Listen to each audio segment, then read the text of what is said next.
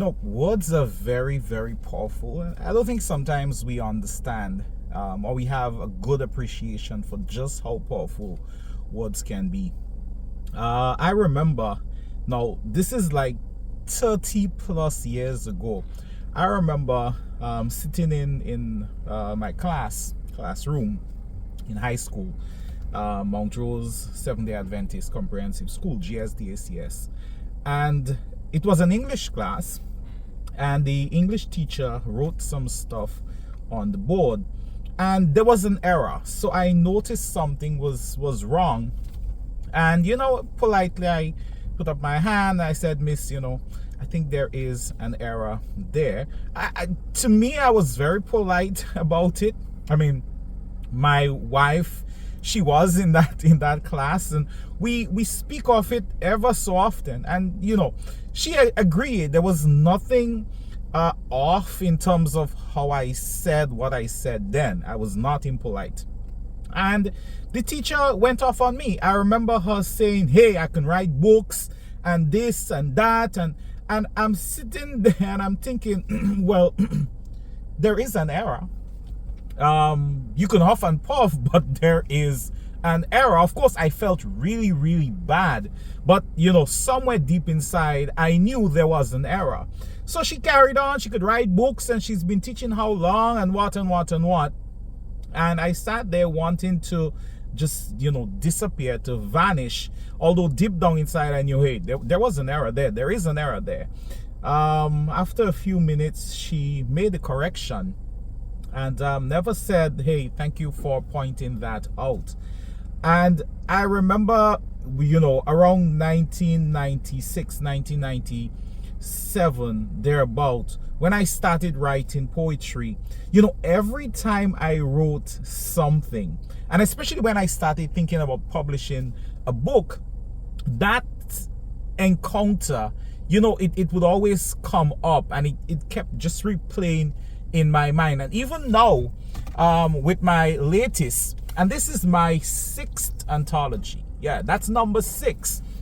And of course, the 7th publication is the children's book that is currently with the illustrator. It's going to be a series. Even with this one, that encounter still played out. It played out when the book was being put together. It played out when I actually got it in my hand.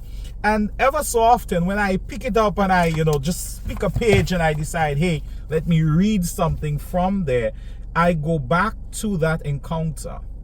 I don't know. I think some other child may have been broken or could have gotten broken as a result of that. It didn't break me. As I said, it did make me feel really, really bad.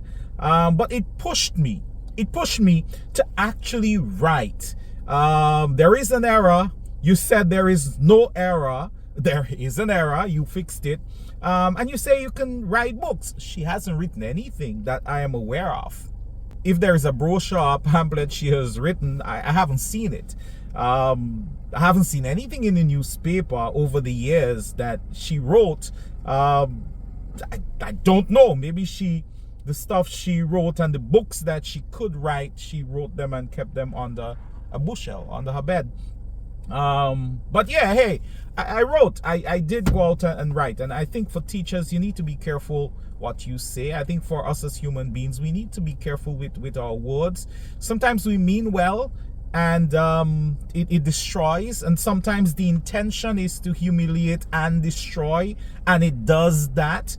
But I pray for all those who would encounter these sort of things, that it does not break you, but it make you stronger.